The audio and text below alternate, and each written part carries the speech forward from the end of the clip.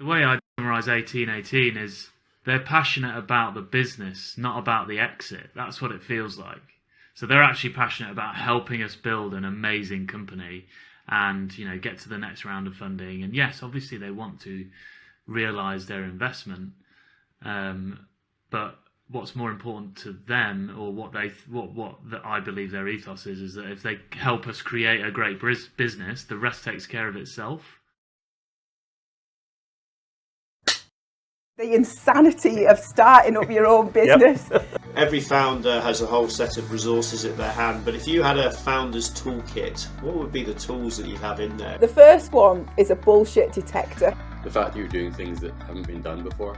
People are everything. If you were to write a book, what would be its title? To paraphrase Bill Clinton, it would be, "It's the people, stupid." The time that you want to give up is the time when it's most important not to give up.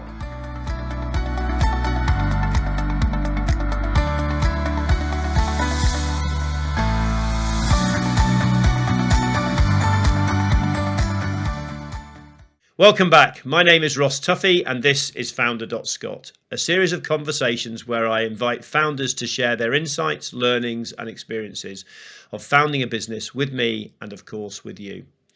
So if you're a founder yourself or are thinking about building a product or a company, or simply just want to understand more about the roller coaster that you might ride when you start or scale a business, stay tuned.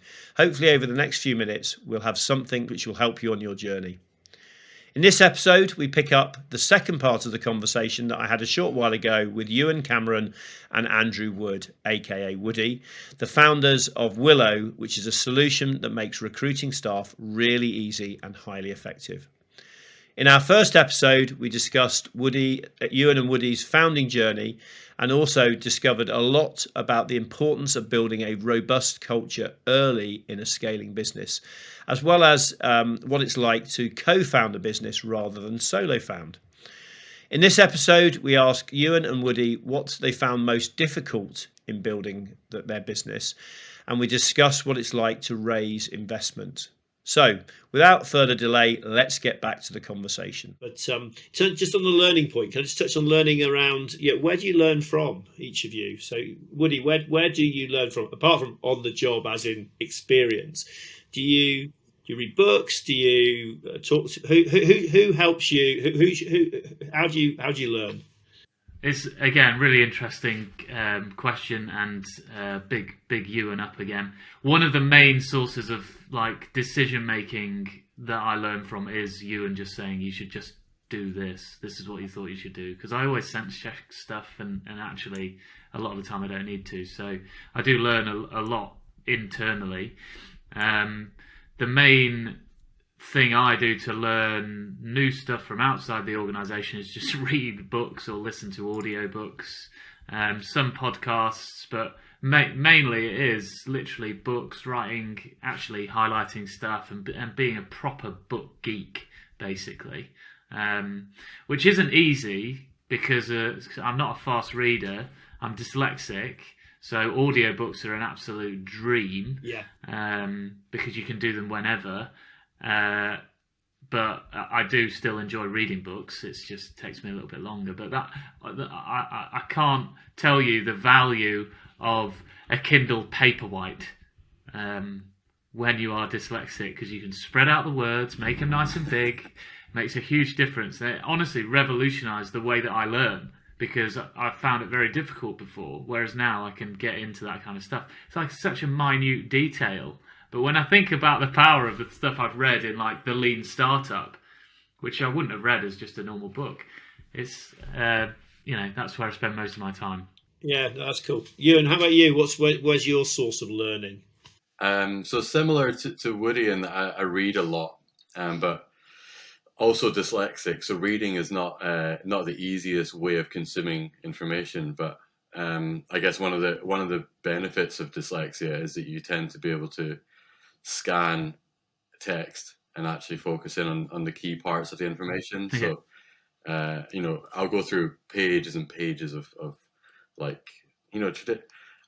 things that I'm reading are things like, for example, case studies about businesses, and I'll just go through and I'll just pick out the pieces that are actually relevant quite quickly, and then ditch the rest. So I'm not reading it like line for line, just kind of scanning through and picking out pieces. So it might be, for example, a case study on how a business transformed the product engineering department or something, and I'll just pick up small pieces from that. Or reading and watching like Bloomberg documentaries on how like businesses grew or went public, or massively screwed up and failed or something, and just picking out bits of information and learnings from those. But I think that there's not like one source of information or anything. It's just kind of consuming as much as possible, and then just trying to filter, because that's, I guess, the hardest part. Woody and I have spoken about this a lot, that there's a lot to filter out, because you tend to be, if you like just went on Twitter, for example, today, 99% of it would be like just almost people just patting themselves on the back. This is how I became a unicorn. Yeah, talking about all the good stuff, and actually patting themselves on the back, and it's mostly BS, because there's the other like million tweets that they should have tweeted about are actually all the hard stuff that they went through, to get to the unicorn stage. But they don't talk about that stuff because nobody really wants to read about that. So I think the other point on that, I think, so everybody's got an opinion and advice, and often it just contradicts each other, and not one thing works. What I find really useful is people like yourself, Ross, advisors that we have in the business, just asking a question actually that makes you suddenly think differently about a situation. So rather than giving you advice, rather than trying to say this is what happened in my business, actually saying this is kind of what happened in my business, but what is going on with you? What is, why haven't you done this? What could you do differently? That really just turns the cogs. Yeah. That's interesting. I think that you talk about advisors, you have a board of advisors that's evolving, obviously over time, sort of thing. And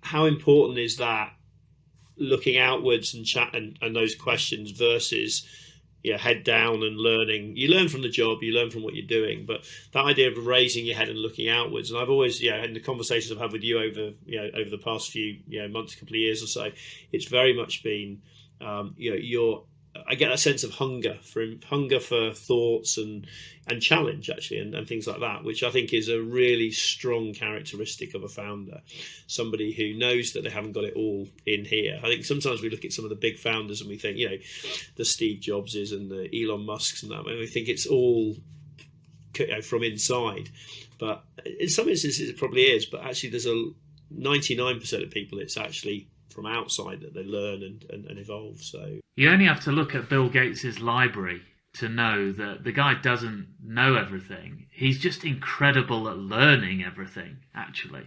Yeah, no, you're right there. That's that.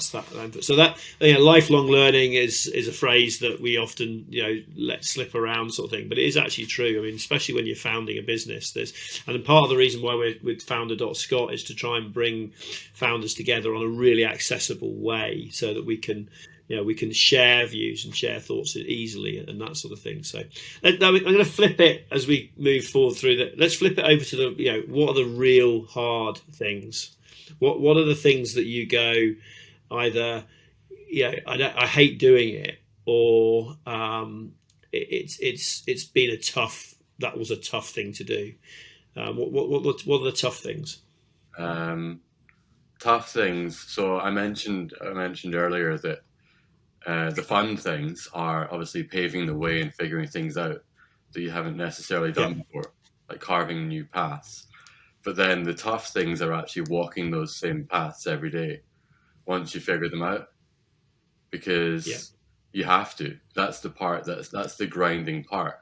Like it's all very well like sitting here today and saying, "Oh, Woody, I figured out this is how we're going to do our customer acquisition. It's so awesome. Look, we're going to do this advert here, and we're going to put an advert here, and we're going to write a blog post here." And that's all fine, and that's really fun. And we figured that out. But then you need to then execute on that for the next 12 months. Otherwise, there's no point.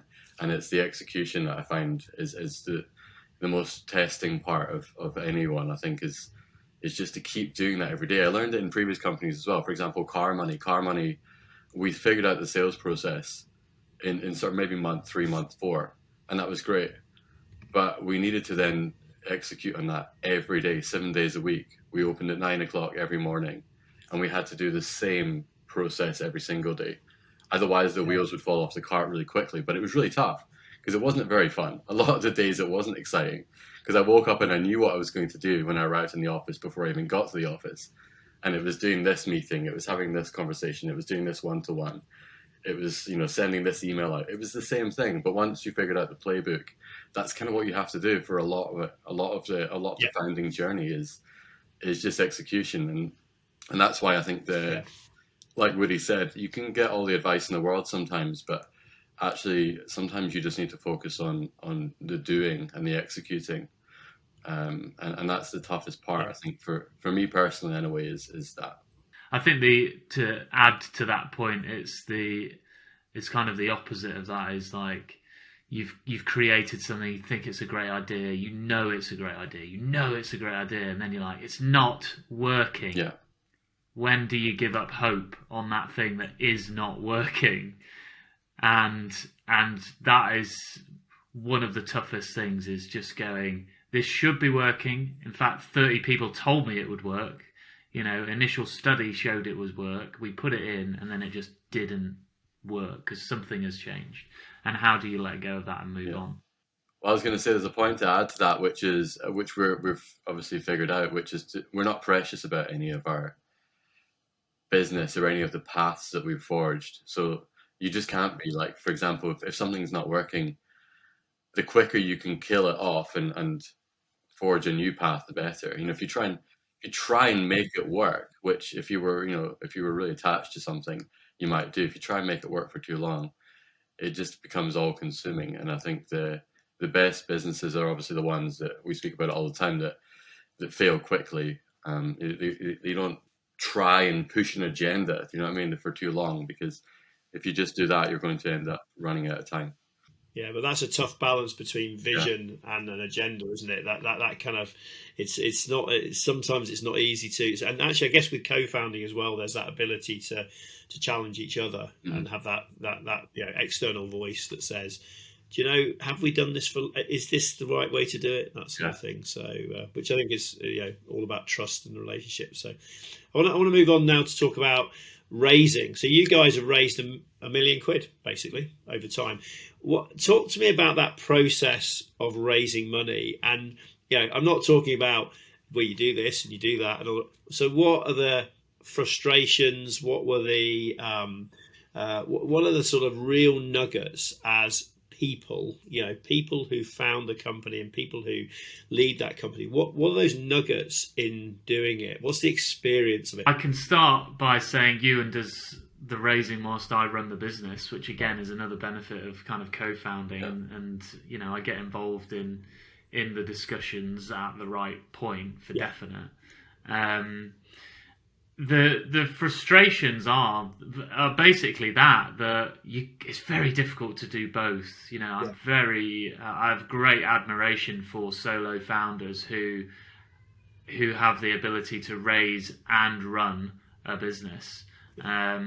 My advice to them would be get somebody else involved early that you trust to run a business, or alternatively to find the funding, and do the total flip reverse. So that's the main frustration, is that whenever you're funding, the business slows down, and how do you keep the great momentum that means people want to invest with you? How do you keep that momentum whilst also getting out there and kissing frogs, so to speak? I think one of the good things is, depending on the investor, they challenge you in the right way or the wrong way. They ask you questions that you then ask yourself, and again, it's a learning experience. But there's a lot of there's just a lot of noise as well that you have to kind of cut out and focus on what the actual important things are, which is basically unit economics within your business. And then the story and the vision of the future. If those two things line up, companies will invest in you, people will invest in you. But it also depends kind of what stage you're at. I think Woody's answer was really spot on. I think the biggest frustration is time. It's a massive time suck because it totally pulls you off the existing business. I'll give another analogy, a transport related analogy. It's almost like we're in like a Volkswagen Polo driving along, and we need the funding to turn that into a really nice Mercedes. But at the same time, we're trying to drive along this Polo. We need to be able to actually like keep the car together. Otherwise, nobody's going to invest in it to make it into Mercedes. But you can't do both. You can't be trying to get the investment for the Mercedes and drive the Polo at the same time. Otherwise, it just falls apart and crashes. And I think that's probably the most difficult part, is actually trying to drive the business forward and be seeking investment. And that's why we split it quite early on. We fortunately had the opportunity to split it quite early on, so that when I was doing the fundraising, Woody was driving the Polo, essentially. And that worked well for us. But it is, I think, the biggest frustration for me is the time suck. And I think as well, one of the frustrating things is that, particularly when we're speaking to larger investors, they're asking questions about the business that you would love to be able to answer, but you can't answer because you're actually talking to them about investment. You haven't got like the reams of data that they're asking for because you're on the phone to them for an hour talking about an investment opportunity. I think that's one of the most biggest frustrations for me is that.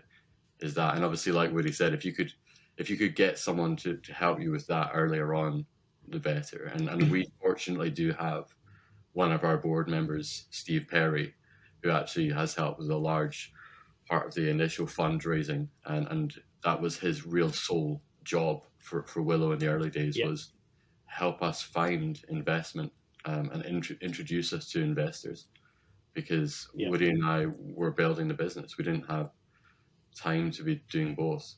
And there's just not enough hours in the day. It wasn't like we were slacking. There's like physically not enough hours in the day to do that, because the conversations are long. The calls that we would go on, that I go on with investors, are like an hour and a half, 2 hours, and you've got to prep for them as well. 3 hours. Yeah, you need to be prepared as well. 3 hours. You're not just dialing in and having a chat. You're coming along with an agenda and coming up with the right data and having done your homework on what they're going to be investing in and things. So there's lots to figure out there. So being prepared for the time suck is probably the biggest thing for me in terms of frustrations. And then the other frustration, Ross, is just not knowing how investment works. It's like when we first went into it, I didn't know any of the terminology around investment, but everyone I was speaking to expected and acted like it was obvious. It was like, duh, you should know what the word seed round means. So are you seed or pre-seed or are you Series A? No, we're pre-Series A. No one teaches you that at university. No one teaches you that in a normal corporate career. Unless you're exposed to investment deals in a corporate career, you have no idea what those things mean. I honestly don't think that they know sometimes, because everybody's Series A is different. It's and it's like, what is the qualifying criteria of a Series A? Now it is basically 1 million ARR. That's what everybody says. But then you speak to an investor and they go, well, yes, that's what we say, 1 million ARR. But actually, if your metrics are looking good and it's like, right, well, what are we then? We're a pre-seed. And also, why does it matter? Why does it matter? They go, oh, is this a Series A? And then the next question is, what's your ARR?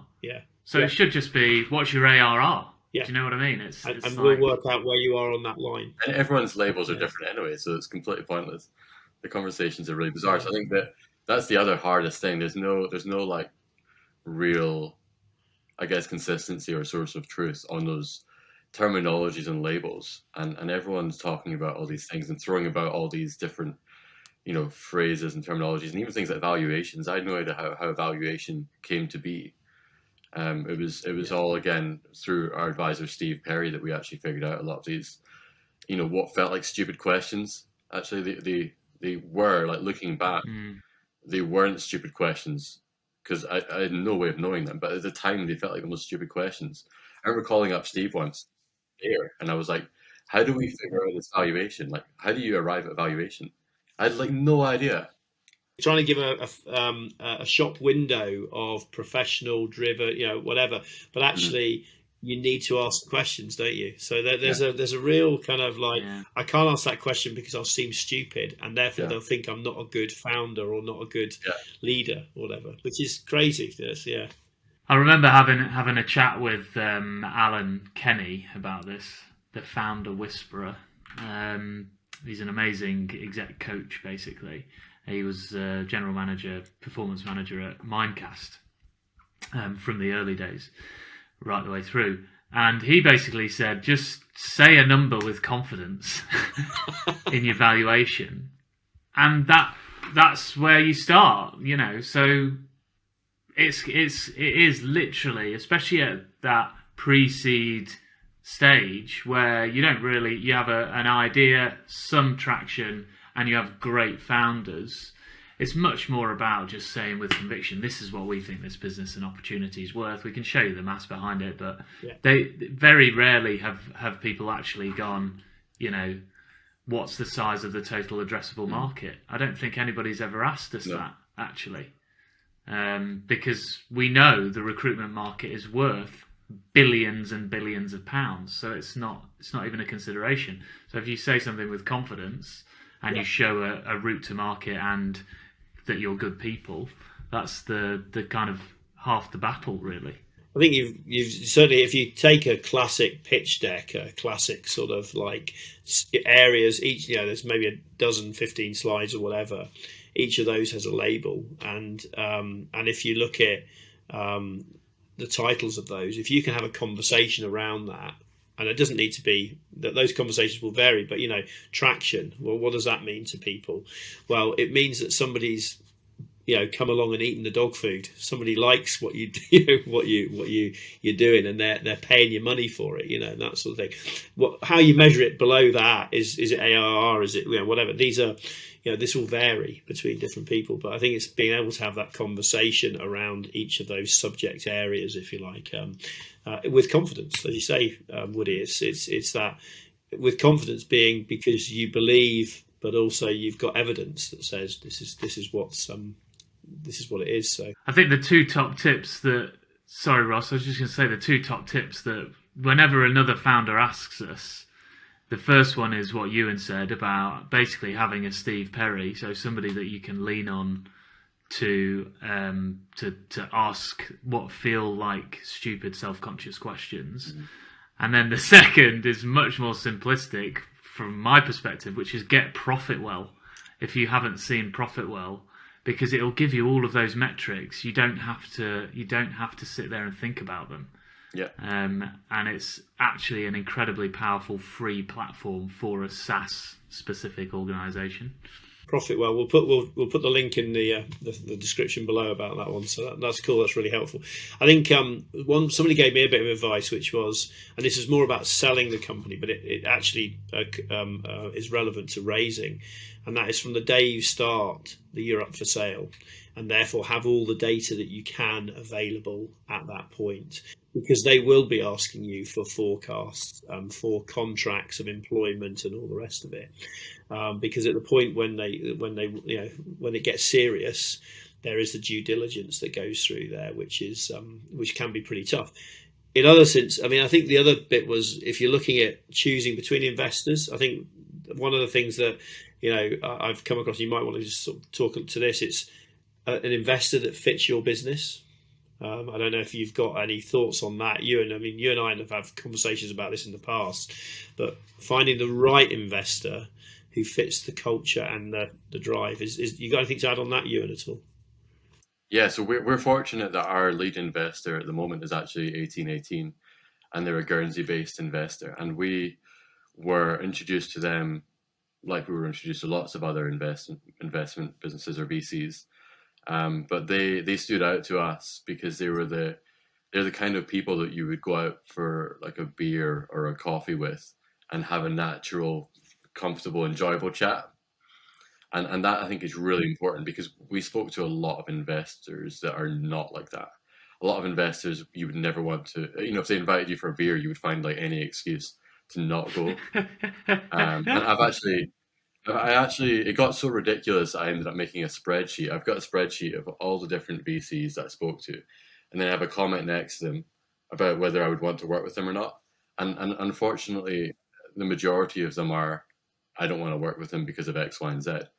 And fortunately, we did find one that eventually sort of had a really good fit with us and our culture and what we're trying to achieve.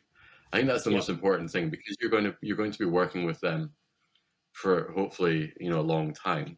You need to want to actually, enjoy their company and enjoy being with them. For example, Woody and I went out to Guernsey 3 months ago now, to meet with 1818 for the first time. That was our first time we'd met them face to face. And the agenda for those 3 days in Guernsey wasn't let's sit down and have like board meetings and business meetings every day. It was let's actually like go out for lunches and enjoy like each other's company and have like high level conversations about the business, because you're part of the business. We're almost like we're a team here. We're working together on the same goal. I think that's the most kind of important takeaway for us. And it was quite eye opening when I first started having those conversations, though, and realizing just how many VCs we did not want to work with. The way I'd summarize 1818 is they're passionate about the business, not about the exit. That's what it feels like. So they're actually passionate about helping us build an amazing company and, get to the next round of funding. And yes, obviously they want to realize their investment. But what's more important to them, or what I believe their ethos is that if they help us create a great business, the rest takes care of itself.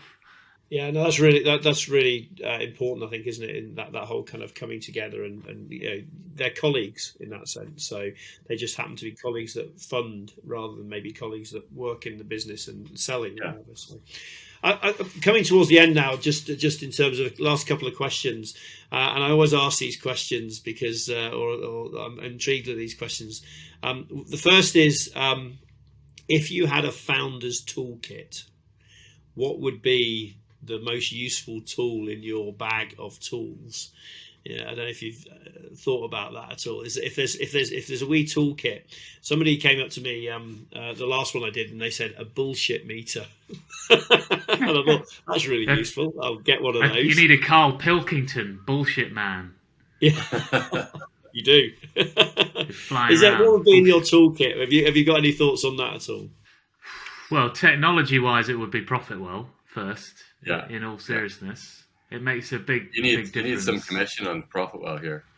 I think the other, what you really need is just persistence. Everybody, it's the cliche things like persistence and resilience, and letting, as somebody said to me, like, founders need to be the most shameless people on the planet. Basically, you need to go and speak to everybody with no shame and say, this is who we are, do you want to work with us, and be willing to do whatever it takes in order to kind of progress the business, basically. I think on that note, the persistence note, I have a phrase I use, which is no just means yes but not yet. And that's my kind of, people have said no to me many times, but I've sat there and go, you know what, it's just not the right time to be having, a positive outcome on this for both of us, not for just me or for you, whatever. Yeah. So no just means yes, but not yet, sort of thing. So, and it can be a bit kind of blinkered sometimes. It's all right, I'm just going to keep going. Yeah, well, I'm blessed that as a salesperson, I came up with the equation on commission, which basically meant for every single phone call that I ever made, whether they said yes, no, maybe, F off, you're a great guy, but not today, it was worth £1.75 in commission. So as soon as you realise that actually just the activity itself is getting you somewhere, and if you can do the maths behind it, you make 100, you make 200 calls in a day, 160 calls in a day. That's 280 quid worth of commission. It's like no brainer. Keep going. You need to put this in your book somewhere about the top deck. Bottom deck. That's another one. So, talking of books, I'm going to ask you, if you were to write a book about being a founder, do you have a title for that? What would the title be? What would the title be? My title, then I'll go first while Woody thinks one up on the spot. My title then, Ross, would be respect everyone and expect nothing in return. Ah, And I interesting. think it kind of echoes back to what you were saying a minute ago about speaking to people. It might not be the right time. They might not be quite ready for what you're speaking to, but just speak to everyone. Respect everyone that you speak to along the journey. Expect nothing in return, and actually, by doing that very simple act, you will typically get stuff in return. It might not be today, but it might be like in a year's time. You get some amazing advice. They might bring you a client. They might become a customer. All that kind of stuff. I think we learned that pretty early on when we were speaking to. I spoke to a lot of like really random businesses that ended up signing up. Last year, for example, a year after we spoke to them, but I didn't pitch them or anything. Just respected them and asked for their feedback. I think that would be my title. Woody, have you got one in your head? I mean, I use a bus analogy more often than I care to think about, to be honest. So it'd probably be called the business bus or something like that. Because I talk about buses when it comes to advice. The fact that advice are like buses; they come all the time. You've just got to choose which one you want to get on. So I think that I've basically written the book on this podcast. So if you could just send me the transcript, Ross, I'll whack the worst title ever on the book, self-publish, and I'll be a #1 Amazon bestseller. That is for sure. If I can help in any way, I'm glad to be of service on that one. So I appreciate it. I have got the tune "The Wheels on the Bus Go Round and Round" in my head at the moment. Well, there you go. And isn't that another great analogy for being a founder? Because that is true. The wheels on the bus do go round and round. Absolutely. And round and round and round. Brilliant. Excellent. Gentlemen, thank you very, very much for your time. Thanks for having us. Great to be here. Thanks. Really appreciate it, and also enjoyed the conversation. There's some great insights that you guys have got. I actually, as I'm going through this, I'm thinking there's another series of conversations we could have around other aspects, and also more in depth around things like raising and things like that. But we'll come back to that in the future. Thanks so much for that. Really appreciate time and thoughts. So just generally, guys out there, if you want to chat more about the subjects that we've raised in this podcast, or hear about future episodes, future guests, then please join the discussion at Founder.scot. So Founder.scot. You can also follow us on Twitter. Twitter, we're on Founder.scot. That's Founder DOT That's also the same handle for YouTube, and on LinkedIn and on Instagram we are on Founder.scot. So Founder.scot there. Those links will be posted below. Thank you, Euan. Thank you, Woody. Really appreciate your time, and we'll catch up with you later. Thanks, guys.